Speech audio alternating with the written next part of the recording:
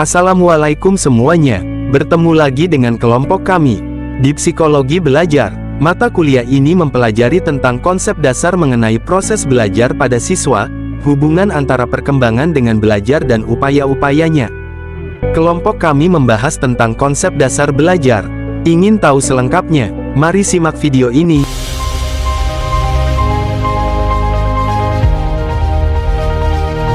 Untuk teman-teman semua, saya mau nanya nih, mengapa manusia melakukan aktivitas belajar? Ada yang tahu? Ya betul sekali, karena belajar adalah salah satu kebutuhan manusia. Bahkan ada ahli yang mengatakan bahwa manusia adalah makhluk belajar. Maka sebenarnya di dalam diri manusia terdapat potensi untuk diajar mendapatkan ilmu. Selanjutnya kita bahas pengertian belajar. Belajar adalah upaya mengubah perilaku dengan berbagai kegiatan seperti membaca, mendengarkan, mengamati, meniru, dan sebagainya. Istilah belajar dapat diartikan sebagai konsep taklim dalam Islam.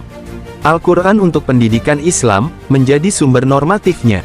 Oleh karena itu, konsep belajar dan pembelajaran akan ditemukan dalam topik Al-Quran itu sendiri. Berikut adalah ayat Al-Quran yang menjelaskan pentingnya belajar. Yang pertama yaitu surat An-Nahl ayat 78. Mari simak ayat Al-Qurannya.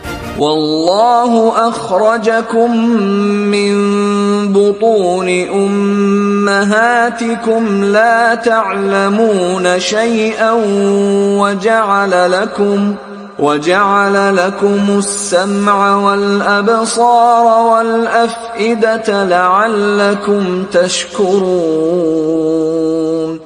Selanjutnya ada ayat Al-Quran yang menjelaskan pentingnya belajar yaitu surat Al-An'am ayat 105. Mari simak ayat Al-Qur'annya. وَكَذَلِكَ نُصَرِّفُ الْآيَاتِ وَلِيَقُولُوا دَرَسْتَ وَلِنُبَيِّنَهُ لِقَوْمٍ يَعْلَمُونَ. Selanjutnya istilah belajar dalam Islam disebut tholabul ilmi.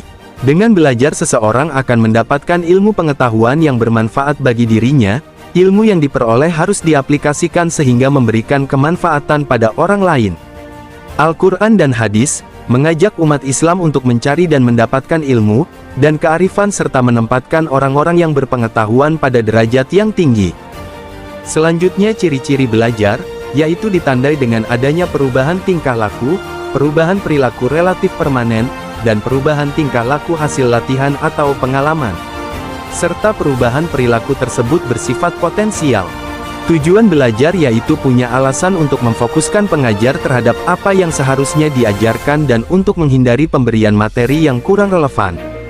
Untuk memfokuskan siswa terhadap apa yang harus dipelajari, dan untuk menentukan metode yang lebih disukai, atau cocok untuk pengajaran. Dan menyiapkan bahan evaluasi setelah pelaksanaan pembelajaran. Definisi tujuan pembelajaran sendiri, merupakan suatu perilaku yang hendak dicapai atau dapat dikerjakan oleh peserta didik pada tingkat dan kondisi tertentu. Tujuan pembelajaran terbagi menjadi 3 kawasan, yaitu kawasan kognitif, kawasan afektif, dan kawasan psikomotorik. Alhamdulillah telah selesai materi disampaikan, semoga dapat memudahkan pemahaman tentang mata kuliah psikologi belajar. Sampai jumpa di video pembelajaran selanjutnya ya. Terima kasih, salam dari Mas Novan Editing Video.